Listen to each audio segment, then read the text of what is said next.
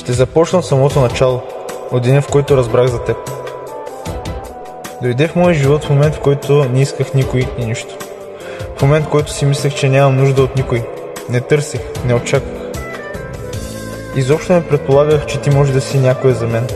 След малко писане с теб, разбрах, че в теб има нещо, което не мога да си опиша. Нещо специално, нали знаеш? Казват, че хубавите неща не могат да се опишат с думи. Така беше с теб. Не може. Просто не може да се опише с думи. Аз съм човек, който трудно ще даде шанс. С теб го нямаше това нещо. Нямаше нужда от убеждаване, нямаше нужда от мислене. Беше странно, различно. Не мислиш, просто вървиш по пътя, който е пред теб. Не знаеш къде те води и какво те чака. Но се надяваш, вярваш, че е нещо прекрасно. Но да се върна обратно с теб, не се и замислих за секунда. Знаех само, че трябва да се запозная с жената, с която си пиша. Сега ми е малко странно, като се замисля. Излизаш с човек, който не познаваш. Не знаеш абсолютно нищо за него. Какъв е, кой е. Просто те води сърцето. Толкова силно, че мозъка не чува. В момента, в който те видях, в главата ми мина само възможно ли е. Като ме гушна за пръв път, си помислих най-накрая. Имах чувството, че мога да остана завинаги в тази прегръдка. Знаеш ли кое ми хареса най-много в теб? Че можехме да си кажем най-тъмните, най-лошите неща. Че можехме да бъдем слаби един на друг. Харесва ми начина, по който се чувствам с теб. Начина, по който се усмихвам. Благодаря ти за това чувство. От първия ден с теб си задавах едни и същи въпроси. Всеки ден. Възможно ли е? Истинска ли си? Сънувам ли? Знам, че не съм перфектен. Понякога съм скучен. Ужасно досаждам. Ревнувам. Сърди се за глупости. Но знаеш ли? Всичко, което го правя от сърце. Така беше и с теб. Всяка една прегръдка, всяка една целувка. Всичко беше от сърце. Знаеш ли? След една седмица с теб бях готов да те хвана за ръка и да мина през сада с теб. Бях готов да ти стисна силно ръката и да не те пускам.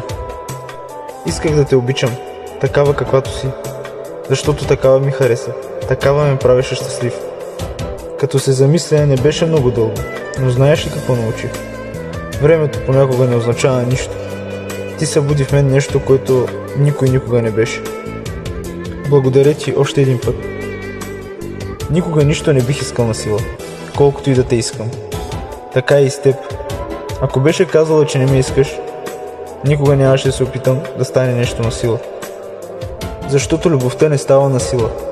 Любовта е удоволствие, а не е задължение. След това, като видях, че си жива и здрава, нищо не ми беше ясно. Чувствах се като парцал, постоянно си задавах въпроси, на които не намирах отговор.